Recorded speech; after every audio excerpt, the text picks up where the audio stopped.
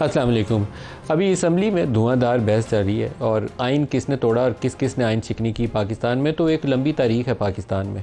Justice Munir वाला वाक़या ले लें, जनरल अयूब का मार्शल ले लें, फ़ातिमा जना के साथ जो कुछ किया गया उसको ले लें, या उसके बाद जो हमारी सुप्रीम कोर्ट्स फ़ैसले करती रहीं, जितने मार्शल्लाओं को जायज़ कर दिया, जितने मार्शल्ला लगे 71 का जो वाक़या पाकिस्तान में हुआ, और वो लोग जिनके ख़िलाफ़ हमीदुर रहमान कमीशन की रिपोर्ट की रोशनी में कार्रवाई की जानी चाहिए थी, उसके बाद वो पाकिस्तान में हुक्मरान बन के हुकूमतें करके वो ख़ुद भी और उनकी औलादें भी बड़े फ़ख्र से सीना तान के चलते हैं, और उनमें नदामत या शर्म नज़र नहीं आती कि पाकिस्तान को दो लख्त करने की ज़िम्मेदारी कुछ लोगों के ऊपर आयद होती है, जिनका नाम और जिनका रोल आइडेंटिफाई किया गया था हमीदुर रहमान कमीशन में।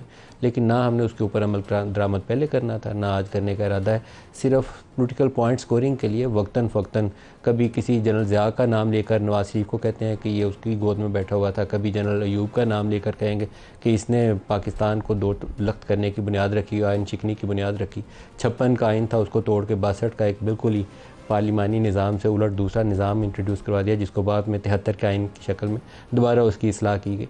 लेकिन हम कभी भी सीधा रास्ता अपनाने के लिए संजीदा हुए नहीं हैं। अगर संजीदा होते तो पाकिस्तान टूटने के बाद एक ऐसा मौका था कि राह दुरुस्त कर लेनी चाहिए थी, लेकिन 71 के बाद ही 6-7 साल बाद ही जनरल ज़िया ने मार्शल लगा के 11 साल हुकूमत की, और फिर वहाँ भी बस नहीं हुआ। उसके बाद ये जितने आर्म्ड आउटफिट्स हैं, जैश, लश्कर, सिपा, ये पाकिस्तान में मर्ज़ वजूद में आए, और हमें उससे सबक सीखना चाहिए था कि पाकिस्तानी लोगों का खून बहाने में ये जो ग्रोह हैं, मुसल्लह जत्थे हैं, ये मुलव्वस हैं। लेकिन उसके बाद 12 अक्टूबर 99 भी हुआ, और उसके बाद जिनको हमने जिहादी कह के तैयार किया था उनको दहशतगर्द करार दिया, और फिर यही ग्रुप पाकिस्तान पे हमलावर हो गए। हमने सीखा? बिल्कुल नहीं सीखा। फिर हमने नया पाकिस्तान बनाने की 2011 में बुनियाद रखी, ये भी एक बड़ी भयानक गलती थी। जैसे IGI को बनाना एक भयानक गलती थी, आइन शिकनी के मुतरादिफ था। ISI पैसे बांटती रही सियासतदानों के अंदर IGI को इकट्ठा करने के लिए, एक इत्तेहाद, इस्लामी जमहूरी इत्तेहाद बेनज़ीर को इक़्तिदार से बाहर रखने के लिए, जिसको सिक्योरिटी रिस्क करार दिया गया था। तो 2011 में यही पूरी कार्रवाई, IGI वाला पूरा ऑपरेशन दोबारा दोहराया गया इमरान खान को खड़ा करने के लिए, जो 2018 में जाके कामयाब हुआ। और उसके बाद 3-4 साल की हुकूमत के बाद उससे लड़ाई होगी, और अगले 15-20 साल, जैसे नवाज शरीफ से 30 साल से, फिर पहले तो 4 साल 6 साल इक़्तिदार दिलाने में लगाए थे, फिर 25-30 साल लड़ाई में डाले। अब इमरान खान के साथ भी यही सूरत हाल है, 4 साल इक़्तिदार है तो बाकी का अरसा अब लड़ाई में। पाकिस्तान ऐसे आगे नहीं जा सकता। पाकिस्तान को आगे जाने के लिए ज़रूरी है कि अपना अपना काम सारे करें। जो जर्नलिज़म का काम है वो जर्नलिस्ट करे, जो सुप्रीम कोर्ट का काम है वहाँ बैठ के फ़ैसले इंसाफ और कानून के मुताबिक करें, सिक्योरिटी के दायरे सिक्योरिटी का काम करें, और पॉलिटिशियन अपना काम करें। वो रातों रात सीढ़ी लगा के इक़्तिदार की मंजिल पाने के लिए वो जो कंधों पे बैठते हैं, फिर कंधों पे दूसरा उठा के ज़मीन पे पटकता है, तो फिर चीखते चलाते हैं और जमहूरियत याद आती है। माजी सब का एक ही जैसा है, वो नवाज शरीफ हो, इमरान खान हो, या पीपल्स पार्टी के लोग हो, सब ने एक ही रास्ते से इक़्तिदार पाने के लिए वो सही की है। सीधा रास्ता अपनाते तो शायद इनको इक़्तिदार से हटा कोई ना पाता। आज एक ग्रैंड डायलॉग की भी बहुत सी बातें चल रही हैं, तो मैं प्रोग्राम के आगाज़ में कुछ आपको शॉर्ट्स दिखाना चाहूँगा। तीनों सियासी जमातें एक ही बात दोहराई जा रही हैं कि बातचीत होनी चाहिए, लेकिन आपस में बैठने के लिए कोई भी इनमें से अभी तक आमादा नहीं है। ये वो बयानात हैं जो आपने नून लीग, तहरीक इंसाफ और पीपल्स पार्टी के सुन लिए। टॉप मोस्ट लीडर कह रहे हैं कि ये काम होना चाहिए, लेकिन होता क्यों नहीं है। ज़रताज गुल साहब हमारे साथ हैं। ज़रताज, बहुत शुक्रिया। तहरीक इंसाफ क्या वाकई संजीदा है अपोजिशन पार्टी के तौर पर हुक्मरान जमातें जो हैं पीपल्स पार्टी और नून लीग उनके साथ बैठे और एक रास्ता निकालें? थैंक यू मलिक साहब, thank you for inviting me. मैं बार बार की बात करती हूँ एज पोलिटिकल कारकुन। मैंने एज ए पोलिटिकल कारकुन 2 साल में जितनी सियासत में तकलीफ़ और आजमाइश बर्दाश्त की है, जितने FIR मेरे ऊपर है, जितना मेरे घर वालों को, हमारे कारोबार को, हमारे ख़ानदान को नुकसान पहुंचाया गया, पॉलिटिकली जितना ज़मीन मेरे ऊपर तंग की गई कि मुझे समटाइम समझ नहीं आता था कि मेरा रोल है क्या, मैंने आगे इस मुल्क के अंदर सर्वाइव कैसे करना है। जब मैं मुल्क की पैट्रियाट हूँ, मैं सबसे हिलाली परचम के ऊपर यकीन रखती हूँ, और क्या था कि पॉलिटिकल स्पेस मुझे नहीं देनी थी। यही मेरी पार्टी का कसूर है कि मेरी पार्टी, हमारा नज़रिया है, अवाम इस बात को मानती है, और अवाम का ही क्राइटेरिया है जो आपको वो वोट देती है। और 8 फरवरी को और 21 अप्रैल को सबसे ज़्यादा वोट पाकिस्तान तहरीक इंसाफ को पड़ा, इमरान खान को पड़ा। हमारा नज़रिया क्या है? हम ये कहते हैं कि अपनी अपनी हदूद में रहो। हम क्या कहते हैं? हम कहते हैं कि सबस पासपोर्ट का हम लोगों ने, और सब्ज़ लाली परचम का, और इंडिपेंडेंट फॉरेन पॉलिसी का एब्सोल्युटली नॉट कह के हमने मुकदमा लड़ना है। उसके पीछे सज़ा हमें बहुत बड़ी दी गई। आज भी मेरा लीडर जेल की काल कोठरी में पड़ा हुआ है, आज भी उनकी बेगम साहिबा को तकलीफ और आजमाइश में डाला हुआ है। एजाज चौधरी साहब से लेकर परवेज़ इलाही साहब से लेकर शाम मुद कुरैशी साहब से लेकर उमर चीमा और बहुत सारी ख़वातीन और ऐसे पॉलिटिकल वर्कर जिनके पास शायद वकीलों के भी पैसे नहीं हैं, इस वक्त जो है वो जेलों के अंदर बैठे हुए, इंसाफ नहीं हो रहा। तो मैं एज पॉलिटिकल वर्कर ये समझती हूँ कि अगर स्पेस पे निकलनी है, अगर बातचीत का रास्ता भी निकलना है, और अगर ख़ानदान शरीफ को और ख़ानदान ज़रदारी को या किसी भी XYZ को इस पाकिस्तान के पॉलिटिकल फैब्रिक के ऊपर सियासत करने का हक है, तो पाकिस्तान तहरीक इंसाफ को भी उतना ही हक है, क्योंकि हम आवाम के मैंडेट्स आए। तो बातचीत मैं ये समझती हूँ कि बातचीत इसलिए होनी चाहिए कि इन द एंड एक ही बात मैं कहती हूँ कि जब आप पॉलिटिकल पार्टीज आपस में इकट्ठे नहीं बैठती हैं, सम टाइम ऐसे होता है कि पॉलिटिकल पार्टीज को, फॉर एग्जांपल ये जो इस वक्त PMLN है, इनको अपने हदूद में नहीं पता कि इन्होंने सेनेटर किसके कहने के ऊपर वोट दिए। इनको ये नहीं पता कि इनके मिनिस्टर्स कहाँ से आते हैं। आप इनसे पूछना ऐवान में ऑफ द रिकॉर्ड। आपकी PTI का भी यही हाल था, आपकी मिनिस्ट्रियों के फैसले कहीं और होते थे, कोई चंबा नहीं है मुझे ये इस बात। मैं उसका जवाब भी आपको देती हूँ। मैं उसकी वजह आपको क्यों मैं क्यों डायलॉग पे बिलीव करती हूँ कि जब ये लोग आते हैं उस वक्त जब आपको इनको अपनी सफ़र में पता नहीं है ना PMLN को कि कौन सेनेटर बन गया, कौन मिनिस्टर बन गया। जब इंटीरियर मिनिस्टर साहब एक दफ़ा यहाँ पे अवान में तशरीफ़ लाए, खुद PMLN जाके ऐसा जाके उनके कदमों में बैठा है, कैसे तो वो शहबाज शरीफ का जो है वज़ीर आज़म का यानी इस्तकबाल नहीं करते। कोई तो उसकी वजह होगी, कोई तो उसके पास पावर होगी ना कहीं तो उसके पास ऐसी ताकत है जिसकी वजह से एक इंटीरियर मिनिस्टर का ज़्यादा रोब है, लेकिन वज़ीर आज़म को नहीं पूछा जा रहा। तो हमारे दौर में भी ऐसा है, इस दौर में भी ऐसा है, पहले दौर में भी ऐसा होता रहा। हमारे टाइम पे बहुत सारे टेक्नोक्रेट्स आए जो कि बहुत लायक लोग थे, इतने लायक लोग थे कि वो फेडरल मिनिस्टर बन गए। लेकिन जिस टाइम रजीम चेंज आया, जिस टाइम कहते हैं ना उस वक्त जमाने में लफ्ज़ था कोड़े खाने के, इस वक्त लाठीचार्ज था। हम पे लाठीचार्ज है, हम पे शेलिंग हुई। उनमें से किसी ने लाठी नहीं खाई, एग्जैक्टली हवा बदली, वो भी बदल गए। एग्जैक्टली तो ना किसी ने वो लाठीचार्ज बर्दाश्त किया, ना किसी ने शेलिंग बर्दाश्त की, ना किसी को सड़कों के ऊपर घसीटा गया। अगर सड़कों के ऊपर घसीटा गया, अगर 43 या 50 FIR की गई, या अगर चादर और चादर दीवारी को पामाल गया, तो हम पॉलिटिकल वर्क करते ना। शहरियार अफरीदी था ना, अली मोहम्मद खान था ना, जरताज गुल थी, शंदाना गुजार थी, हमाद अजहर था, मुराद सईद था। मेरा मतलब है कि जब उस वक्त ये लोग चले जाते हैं उड़ के, ये चले जाते हैं, मुझे नहीं पता कि उनको कौन ले लेता है, और वो बहुत लायक लोग होते हैं। बल्कि मैं आपको एक बड़ी मज़ेदार बताती हूँ। अली मोहम्मद खान की मेरे साथ कैबिनेट के अंदर कुर्सी होती थी, हम जो स्टेट मिनिस्टर होते थे, तो हम लोगों को देखा करते होते थे कि जो हर दौर में मिनिस्टर होते थे, तो हम कहते थे कि इधर ही एक एस्टैब्लिशमेंट डिवीजन बना दिया जाए, ये मुस्तकिल यही बैठ जाया करे। क्योंकि हम और आप जो पॉलिटिकल लोग हैं वो लड़ के अपने हलकों से वोट लेके बेक करके अपने वो कहते हैं ना अपना एहतसाब देकर हम वोट एक वोट को हलाल करके आते हैं कि हमें वोट दे दो, मेरा नजरिया है, मैं डेरा गाजी खान को अच्छा रिप्रेजेंट कर सकती हूँ, मैं आपका केस लड़ सकती हूँ। लेकिन उसके बाद यहाँ पे कोई और फेडरल मिनिस्टर होता तो हम कहते हैं इनको establishment division by the way cabinet में ओरिजिनली है, तो हम कहते थे कि एस्टैब्लिशमेंट डिवीजन को चाहे कि इनके मुस्तकिल नोटिफिकेशन कर दें। तो मैं समझती हूँ कि इस लड़ाई से निकलने के लिए, बाहर आने के लिए, स्पेस क्रिएशन के लिए हम पॉलिटिकल पार्टी है। मेरे लीडर इमरान खान की 28 साल की जदोजहद है, तो मैं समझती हूँ कि कारकुन को शख्सियत को बैठना चाहिए। उसकी सबसे अच्छी सोच यही है, ये जो आपने कही है कि पॉलिटिकल लेवल पे सियासी जमातों को बात करके तो सियासी थोड़ी सी स्पेस क्रिएट करनी चाहिए सियासत के लिए, जो अब नहीं है। आप कहें शख्सी आज़ादी तो आपकी चली गई है, आप कहें पॉलिटिकल स्पेस तो आपने कंप्रोमाइज़ कर ली है, तो उसको रीगेन करने के लिए आपको पॉलिटिकल पार्टीज़ को डायलॉग करना चाहिए। जब आप कह रही हैं तो कर क्यों नहीं रही? मैं आपको उसकी एक ये भी वजह बताती हूँ कि जब पॉलिटिकल स्पेस हम लेना चाहते हैं ना, तो ज़ाहिर हमने जंग तो लड़नी नहीं है। हमारे पास तो आपके सामने जो मुल्क के हालात है इस वक्त, जो आज़ाद कश्मीर के अंदर हो रहा है कि 3 अरब की सब्सिडी के पीछे पूरे कश्मीर को जो है वो ख्वार कर दिया, तो वो तमाम सड़कों के ऊपर आ गए। हमारे यहाँ जो ट्रांसजेंडर है वो अपने हकूक़ के लिए, या जो उनसे उनको टॉर्चर किया जाता है या भत्ता लिया जाता है, वो पुलिस के साथ उनकी लड़ाई चल रही है। किसान हमारा जो ज़मींदार, जो इज़्ज़तदार इंसान है, जो मेरे और आपके ऊपर बोझ नहीं, उल्टा मेरा और आपका गंदा मुका के बोझ उठाता है, उसको जो है वो असम्बली हॉल के सामने, पंजाब असम्बली हॉल के सामने उसको लाठीचार्ज किया जाता है।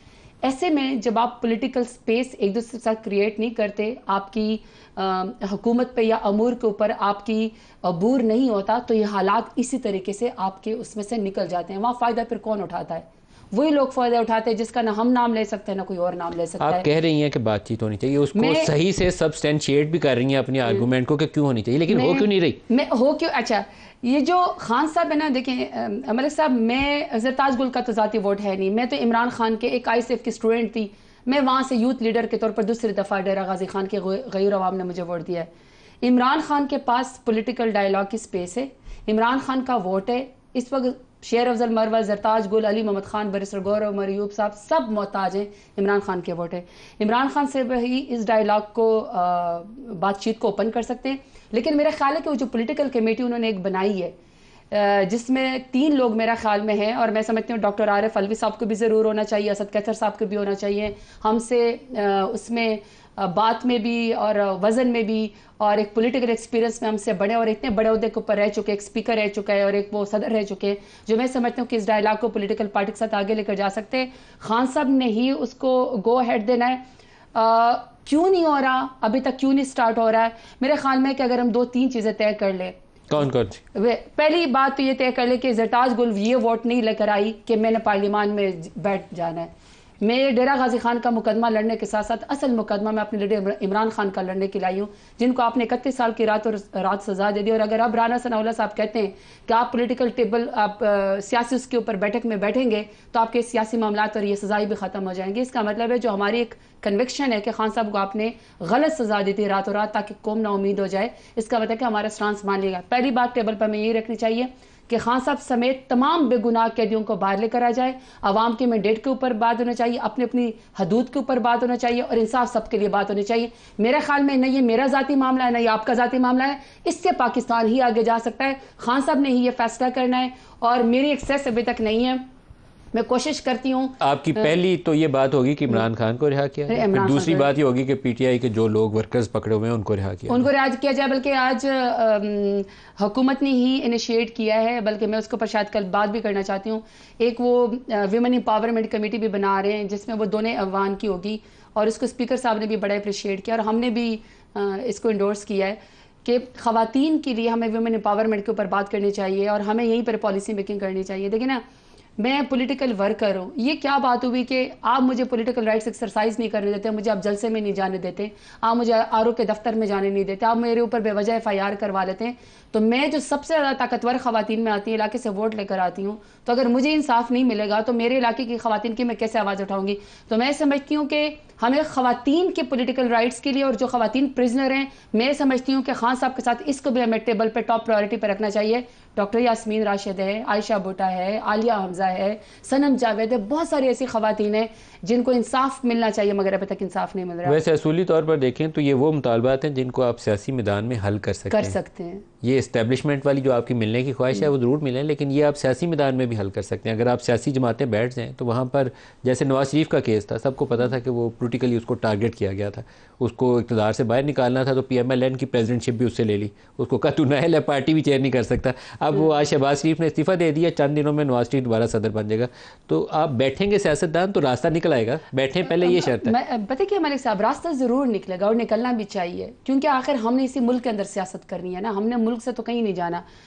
सिर्फ इशू ये है कि कोई अपनी गलतियों से सीखता है। आपने हमारी तमाम अपने इंटरव्यू में तमाम पॉलिटिकल पार्टीज का बैकग्राउंड बता दिया, लेकिन जब नवाज शरीफ अगर ये समझते कि उनके साथ ज्यादती हुई तो क्या नवाज शरीफ को दोबारा इस वक्त 2024 में इन्हीं के एस्टेब्लिशमेंट के कंधों के ऊपर चढ़ के आना चाहिए? नहीं आना चाहिए, नहीं आना लेकिन ये चीज कोई सीखने पे तैयार नहीं है।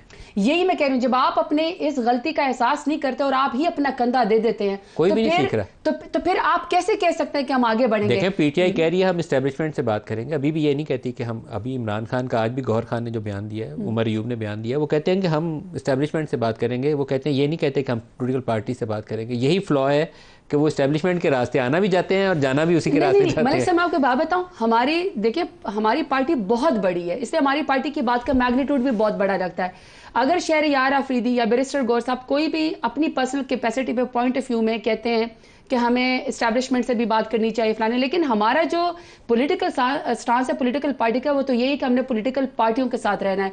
अगर कोई तंजन या गुस्से में या ओरिजिनलिटी में ये कह दे कि असल पावर तो किसी और के पास है, आपके सामने आप लोगों की मेरे ख्याल में एस्टेब्लिशमेंट बहुत कमांडिंग पोजीशन में है और ये कहें कि सियासत में उसका रोल नहीं है तो ये बात गलत होगी, लेकिन सियासतदान जब आपस में बात करते हैं तो हमेशा एस्टेब्लिशमेंट को इंगेज करके रास्ता निकाल सकते हैं। ये बात कहें, मेरा तो ख्याल है फिर बात ये भी करनी चाहिए ना कि फिर आगे जब इस दफ़ा बातचीत तो उसमें फिर ये भी ज़रूर करना चाहिए कि जो इस दफ़ा पॉलिटिकल अपना कंधा दे उसकी भी फिर माफ़ी नहीं होनी चाहिए। आप पहले अपनी जमात से ये एलामिया दें कि आइंदा हम किसी का कंधा लेके इक़्तिदार में नहीं आएंगे, फिर बाकियों से फरमाइश। मलिक साहब, मैं तो देखिए, मैं इस पार्टी की ब्रेक करीब आ गई, लेकिन इसका जवाब मैं ज़रूर दूंगी। ब्रेक से वापसी, ब्रेक ले लेंगे, हमारे साथ रहिए।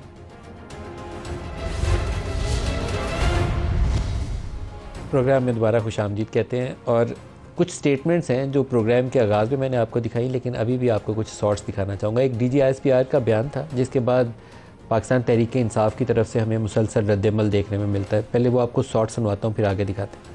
अगर कोई सियासी सोच और कोई सियासी टोला अपनी फ़ौज पे हमलावर हो, इसी कौम के शहीदों की तज़हीक करे, इसी कौम की फ़ौज के बारे में धमकियाँ दे, प्रोपेगेंडा करे, तो उससे कोई बातचीत नहीं करेगा। ऐसे सियासी इंतशारी टोले के लिए सिर्फ एक ही रास्ता कि वो सिद्ध के दिल से माफ़ी मांगे कौम के सामने और ये वादा करे कि वो नफरत की सियासत को छोड़ के तामीरी सियासत में हिस्सा लेगा। और वैसे भी जो बातचीत है वो सियासी पार्टीज़ को आपस में ज़ेब देती है, इसमें फ़ौज या इदारे बिल्कुल मुनासिब नहीं कि बातचीत में आए। ऐसी सियासी इंतशारी टोला, उसके साथ कोई बातचीत नहीं हो सकती। जनरल शरीफ इनके स्टेटमेंट के बाद आर्मी चीफ उनका भी बयान आया और उन्होंने ज़्यादा सख्त लफ्ज़ों के साथ बराह रास्त कहा कि नहीं, कोई ऐसे सियासी टोले के साथ कोई बातचीत नहीं होगी, और ये रूल आउट कर दिया बातचीत वाला ऑप्शन।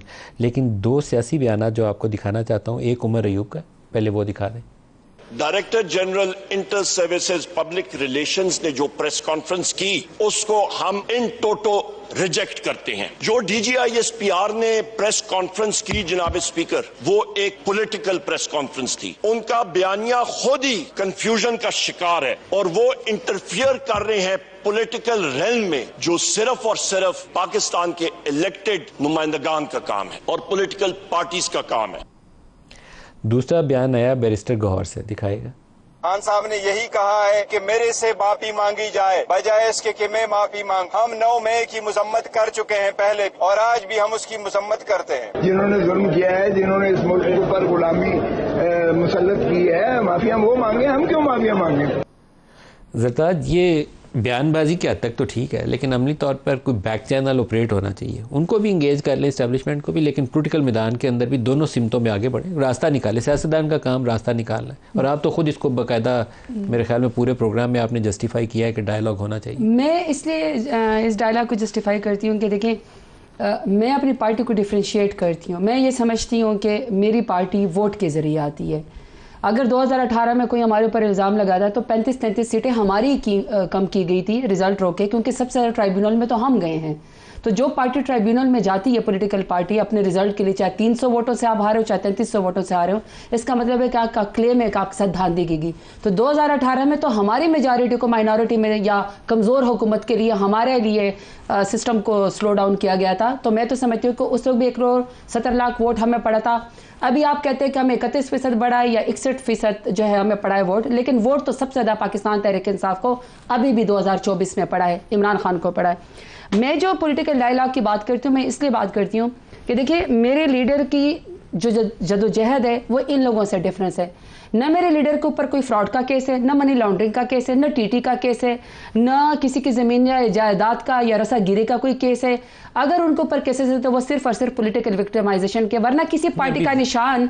मेरा आर्गुमेंट है, मतलब क्या मेरा कादर में 350 कनाल जमीन है, नहीं, इमरान को नहीं लेनी चाहिए थी। बहरहाल वो एक ट्रस्ट के ऊपर जमीन ली हुई है। मेरा आर्गुमेंट है ना, मैं ये समझती हूँ कि मेरे लीडर की जदोजहद 28 साल की सिर्फ आईन, कानून और पाकिस्तान की हुक्मरानी के लिए, इंडिपेंडेंट फॉरेन पॉलिसी के लिए, सब उसके आज तक उसने अपने ख़ानदान का किसी अपने पॉलिटिकल पार्टी में किसी को ओहदा नहीं दिया, ना उसने अपने किसी रिश्तेदार को ओहदा दिया है। हम सब नौजवान उनकी पार्टी का और कौम का सरमाया, और अगर आज भी वो कॉम्प्रोमाइज़ नहीं करे 35 या 150 रुपए के स्टैम्प पेपर के ऊपर, आज भी खान साहब कॉम्प्रोमाइज करके वो उससे जा सकते हैं, प्लेटर्स गिरा कर, पर वो नहीं जाते। वो कहते हैं मैं इधर ही मुल्क में रहकर मुकाबला करूंगा। एक आपसे सवाल है, मैं इमरान खान से 25-30 सालों में पता नहीं सैकड़ों उसके इंटरव्यू इमरान के किए होंगे, लेकिन a person like Imran Khan, एक तो होता है ट्रेडिशनल पॉलिटिशियन जो क्रिकेट का वर्ल्ड कप पाकिस्तान को जीता हुआ खिलाड़ी था, वो अगर रियाज मलिक को 190 मिलियन पाउंड दे देता है जो पाकिस्तान के पैसे थे, और उससे बदले में 350 कनाल जमीन ले लेता है, तो आसानी से हजम हो जाएगी। नहीं, नॉट एट ऑल। खान साहब के ऊपर ऐसा कोई केस नहीं है, ना खान साहब ने किया, खान साहब ने तो किया,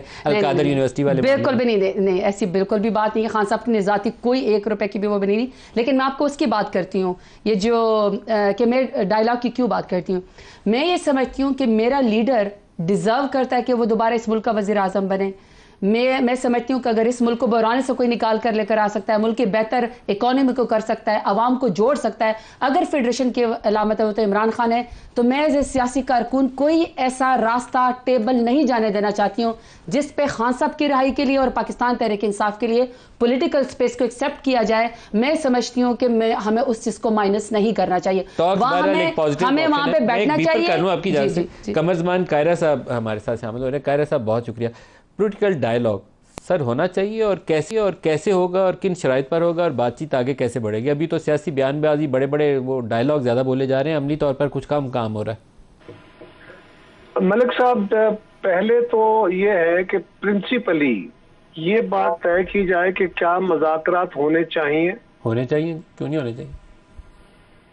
इसलिए कि एक जमात की तरफ से अगर एक फरीक का ये व्यू हो कि मुज़ाकरात की कोई ज़रूरत नहीं है और वो एक मजबूरी के तहत मुज़ाकराती अमल को तवालत का शिकार करके डिलेइंग टैक्टिक्स के जरिए आगे ले जाएं, तो ये एक और सूरत है। और वो कहें कि मैं किसी पॉलिटिकल फोर्स के साथ बैठ के बात करने को तैयार नहीं हूं, मैं सिर्फ अफवाज पाकिस्तान के नुमाइंदों के साथ बैठ के बात करूंगा, तो उसमें दो प्रॉब्लम्स हैं। एक ये है कि आप किसी एजेंसी की या इदारे की सियासत के अंदर मुदाखलत को अब प्रॉपरली उनकी एक पॉलिटिकल हैसियत को तस्लीम करके आप उनको एक अथॉरिटी के तौर पे, पॉलिटिकल एंटिटी के तौर पे आपके सामने रख के बात करेंगे, जो कि किसी सूरत मुनासिब नहीं होगा। ये मेरा ख्याल है।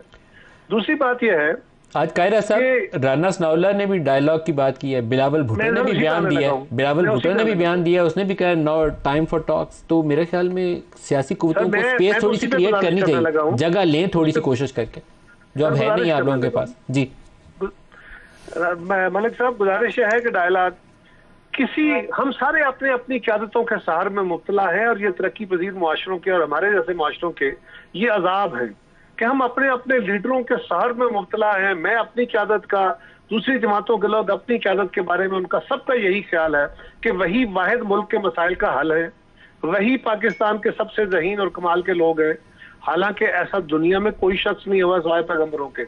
सबको मशावरती अमल के जरिए, और हमारे दीन का फैसला भी है, दुनिया का फैसला भी है, कि आपस में मशावरत करके एक एजेंडा रख के आप डायलॉग करें।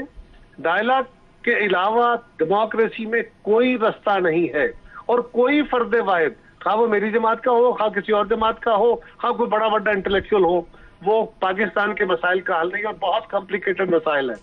और तीसरा कि डायलॉग हो, कैसे हो, डायलॉग के लिए जो फरीक डायलॉग से इनकारी है, पहले वो पॉलिटिकल फोर्सेस से, देखिए मुदाखलती अमल अपनी जगह, लेकिन डायलॉग आप पॉलिटिकल फोर्सेस से करें।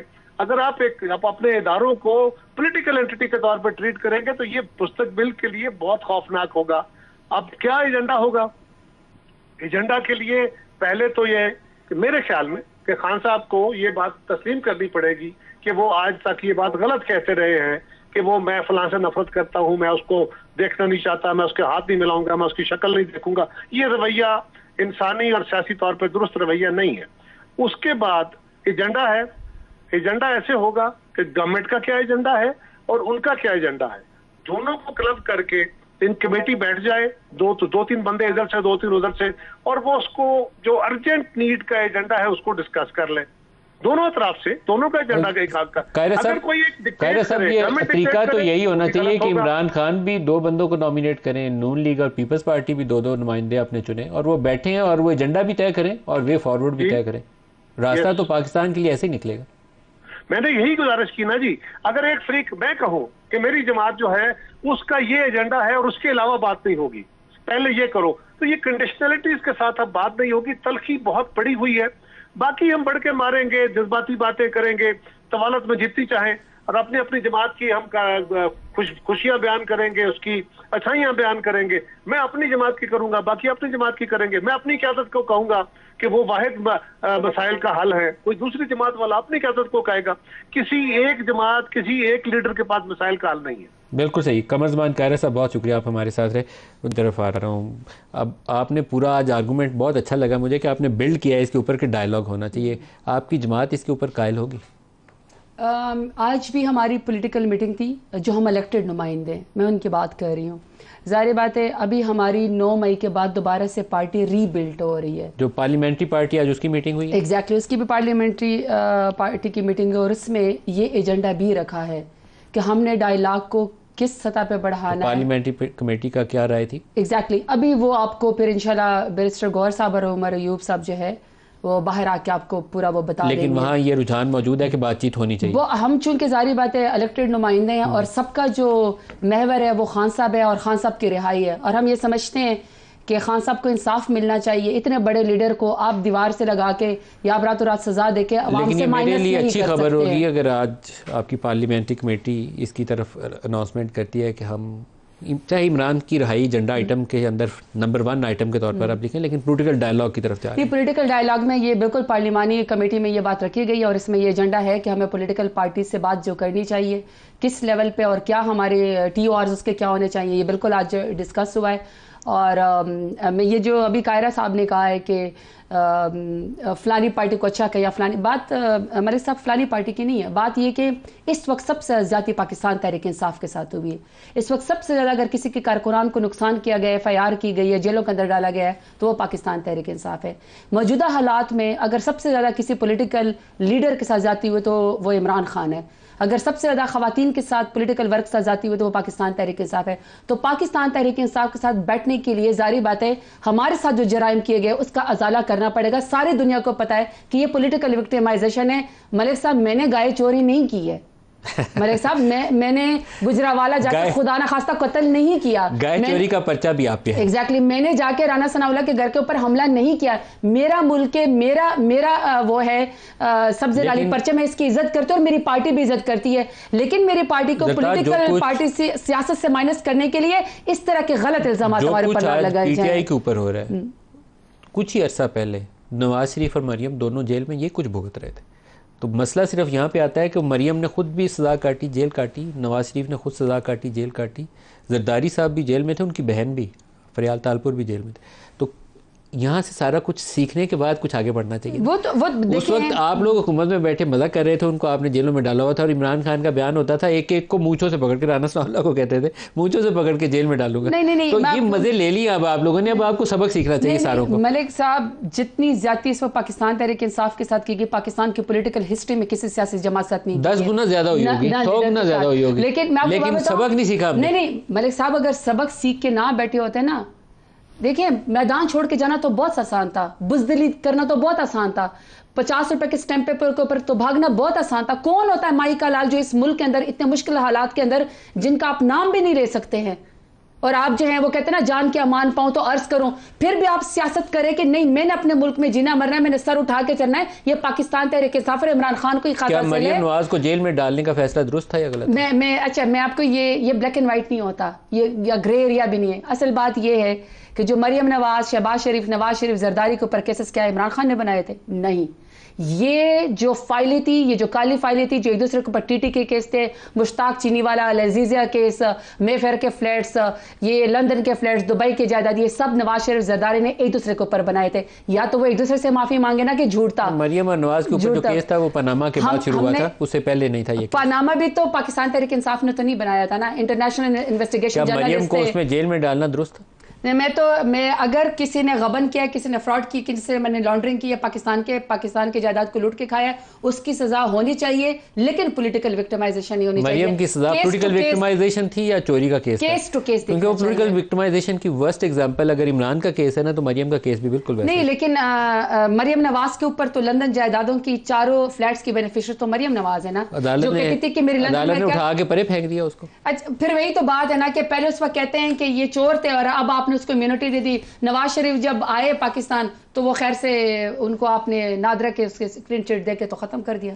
अब इसमें हम क्या कर सकते हैं सिवाय इसके कि फिर वही बात है ना कि फिर कौन गद्दार है और कौन मुहिब्बे वतन है, ये सर्टिफिकेट बांटने के बजाय मेरिट के ऊपर फैसला करे कि मेरिट के ऊपर किसने गलत काम किया है और किसके साथ पॉलिटिकल विक्टिमाइजेशन आज पूरे प्रोग्राम में बहुत अच्छी पोजीशन ली है जरताज ने, और वो इसको सपोर्ट कर रही हैं और बाकायदा सब्सटेंशिएट कर रही हैं विद आर्गूमेंट्स के पॉलिटिकल डायलॉग होना चाहिए। एक्चुअली यही वे फॉरवर्ड है। इस वक्त पाकिस्तान में हुकूमत की सिचुएशन अगर अंडरस्टैंड करनी हो तो आज़ाद कश्मीर के अंदर पिछले 3-4 रोज़ में जो कुछ बहरानी कैफियत थी, अगर उसको आप सामने रखें, जो मीडिया पे हमने ट्रूली रिफ्लेक्ट नहीं किया, टू बी ऑनेस्ट, वहाँ जो सूरत हाल थी अगर मीडिया दिखाता तो सारा दिन लाइव कवरेजेस के बाद हमें पता चलता है कि बाकायदा एक अनारकी वाली सूरत हाल है। अगर यही सूरत हाल किसी बड़े प्रोविंस के अंदर, पंजाब के अंदर या किसी सिंध के अंदर या केपी में शुरू हो जाती है तो क्या मैनेज कर लेंगे हम लोग, या पाकिस्तान की जो इकोनॉमिक एक्टिविटी को हैम्पर करेंगे तो पाकिस्तान का क्या मुस्तकबिल होगा। अगर इस चीज़ को हम अंडरस्टैंड कर रहे हो तो यहाँ पॉलिटिकल डायलॉग करना सबसे ज़्यादा ज़रूरी है ताकि इस इंतशार से हम बच जाएँ जिसके अंदर फंसे हुए हैं। वाक़यातन बहुत सीरियस सिचुएशन है, इससे अंडरस्टैंड करके हमें बाहर निकलना चाहिए। आपकी जमात का ऑफिशियल अनाउंसमेंट जो है, आई होप कि वो के ऊपर आए, उसमें शराइत कम आयद की जाए, दरवाज़ा खोला जाए ताकि बैठें, उसमें आपको भी रास्ता मिलेगा, बाकियों को भी रास्ता मिलेगा। रास्ता बिल निकलना चाहिए और हमारी पार्टी के साथ और मेरे लीडर इमरान खान के साथ इंसाफ भी होना चाहिए। सिर्फ पाकिस्तान तहरीक इंसाफ का मामला नहीं है। 25 करोड़ आवाम इस वक्त सड़कों के ऊपर है, तकलीफ में आजमाइश है। कहीं पर बिजली के बिल है, कहीं पर आटे का मसला है, कहीं पर महंगाई का मसला है, कहीं पर किसानों को मार पड़ रही है, कहीं पर पुलिस थाने के ऊपर जो है वो लोग हमलावर हो रहे हैं।